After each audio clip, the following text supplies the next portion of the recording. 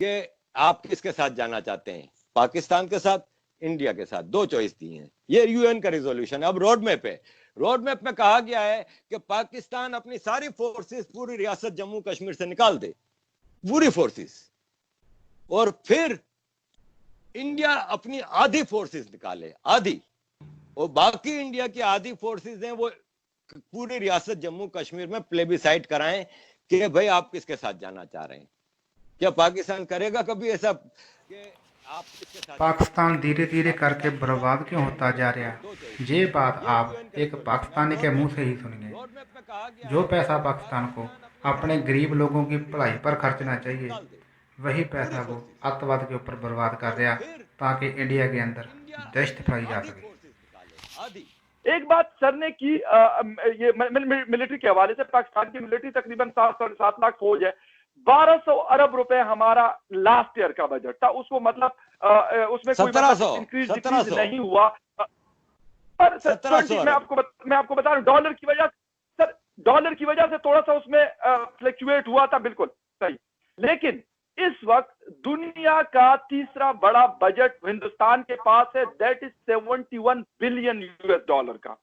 तो मुझे ये बताएं कि हिंदुस्तान क्या ये जो 71 या 72 अरब डॉलर बहुत बड़ी ह्यूज अमाउंट है। पाकिस्तान का टोटल पिछले साल का जो बजट था वो 6000 अरब रुपए का था। उनका सिर्फ मिलिट्री बजट जो है 7200 अरब रुपए से ज्यादा है। यानी पाकिस्तान टोटल का बजट और उनका सिर्फ मिलिट्री बजट, फिर भी उनका मिलिट्री बजट ज्यादा है।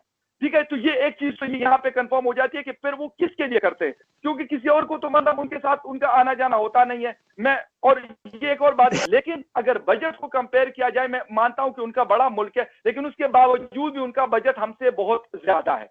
जी सर, आरिफ साहब। जी, सबसे पहले तो आते हैं कि इंडियन मिलिट्री बजट बिल्कुल ज्यादा है, बिल्कुल। लेकिन हमें अपने बजट को इंडियन मिलिट्री बजट से कंपेयर करने की उस वक्त जरूरत पड़ेगी ना जब हम सोचेंगे कि इंडिया हमारा दुश्मन है।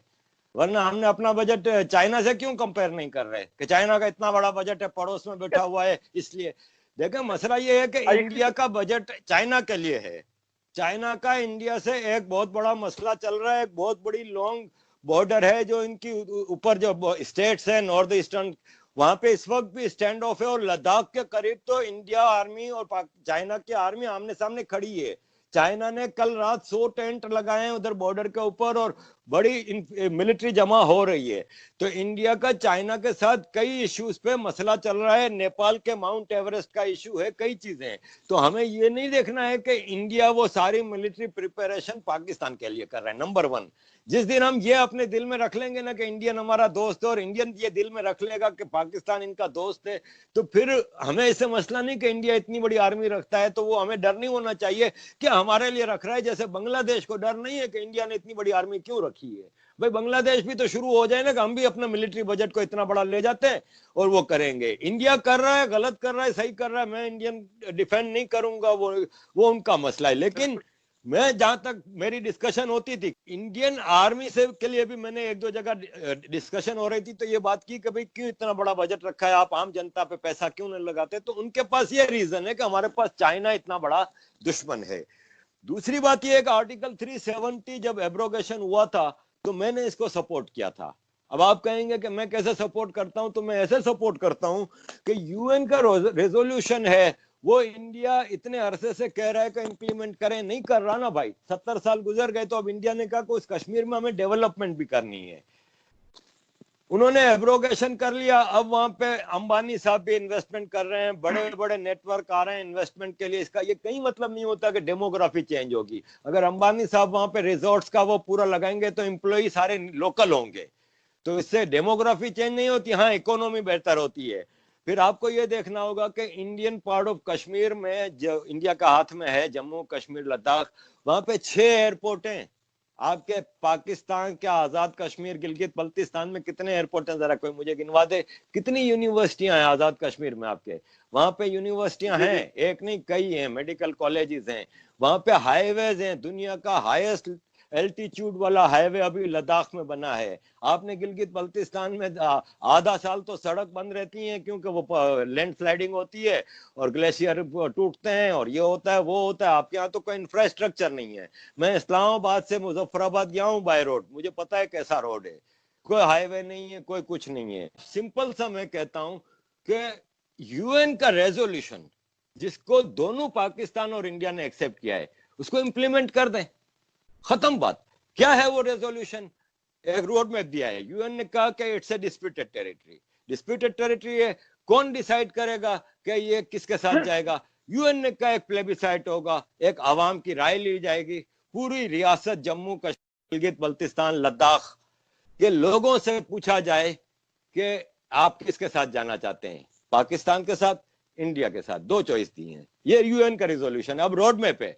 रोड मैप में कहा गया है कि पाकिस्तान अपनी सारी फोर्सेस पूरी रियासत जम्मू कश्मीर से निकाल दे, पूरी फोर्सेस, और फिर इंडिया अपनी आधी फोर्सेस निकाले, आधी, और बाकी इंडिया की आधी फोर्सेस हैं वो पूरी रियासत जम्मू कश्मीर में प्लेबिसाइट कराएं कि भाई आप किसके साथ जाना चाह रहे हैं।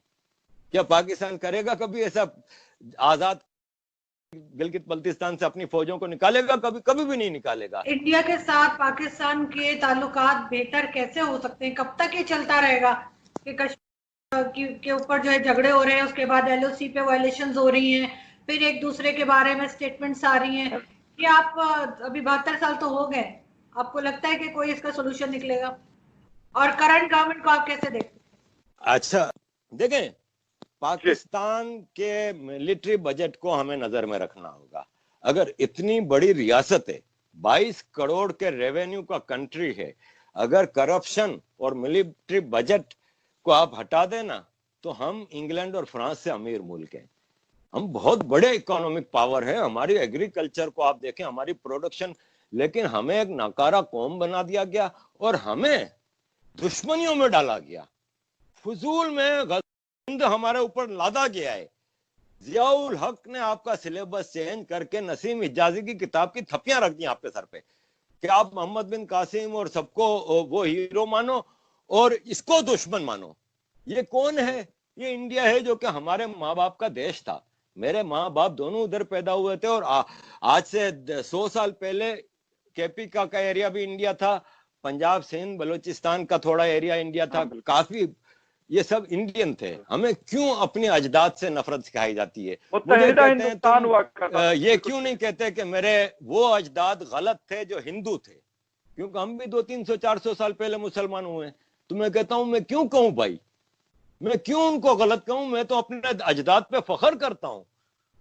तो मैंने कहा ना भाई ना, ये मेरे से नहीं होगा। ना मैं हिंदू से नफरत करूंगा, ना मैं इंडिया से नफरत करूंगा। तो आप इंडिया से दोस्ती ताल्लुकात उस वक्त अच्छे कर सकते हैं जब आप अपने बच्चों को ये पढ़ाना बंद कर देंगे कि इंडिया आपका दुश्मन है। आप दोस्ती का हाथ बढ़ा के तो देखें।